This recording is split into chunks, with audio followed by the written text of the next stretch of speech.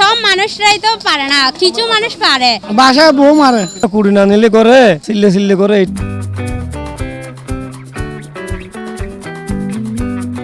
ধারালো দা বটি আর এক টুকরো কাঠ, এগুলোই তাদের মূলধন। পায়ে বটি রেখে কাঠের উপর সারাক্ষণ কাটে মাছ। দিন শুরু হয় এই মাছ কাটতেই, আবার মাছ কাটতে কাটতেই দিনের শেষ।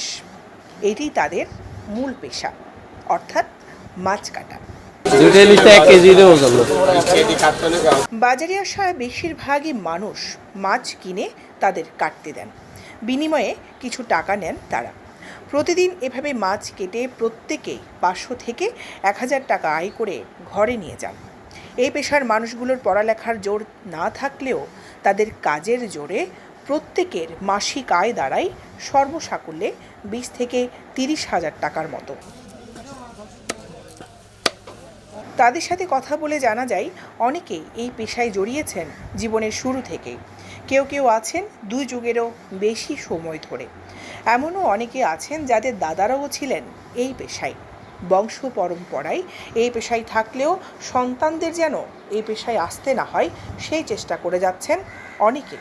সেজন্য সন্তানদের পড়াশোনা করিয়ে মানুষ করতে ঘাম ঝরিয়ে চলেছেন অবিরাম। প্রায় 20 বছর। এর আগে কিছু করে আমার কাছে একটাই, এই ডেলি 400-500-600 এরকম হয়। বাল বাচ্চা নিয়ে সংসার চালায় আর কি। এই 27 বছর থেকে। এর আগে মাছ বিক্রি করতাম, করোনার সময় কিছু করতে পারি নাই, ব্যবসা করতে পারেন, লস খাই দিচ্ছে জন্য এখানে চলে আসি।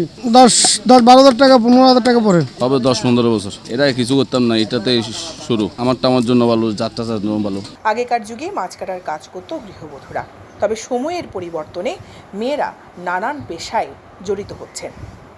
তাই সময় বাঁচাতে বাজার থেকে মাছ কেটেই আনেন অধিকাংশই। প্রায় সব বাজারে দেখা মেলে তাদের। সময় বাঁচাতে কিংবা পরিশ্রম কমাতে সহায়তা নিয়ে থাকেন তাদের। আগে মাছ আনছে, এগুলো কাটার জন্যই দৌড়াদৌড়ি করতে হতো যে পচে যাবে।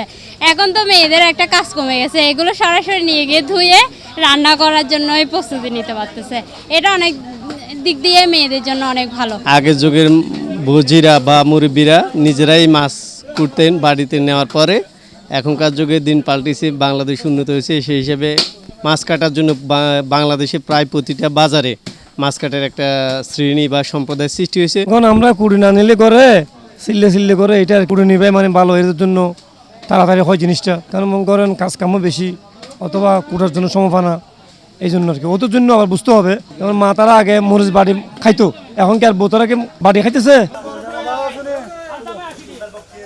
দৈনিক আজাদী নিউজ ডেস্ক।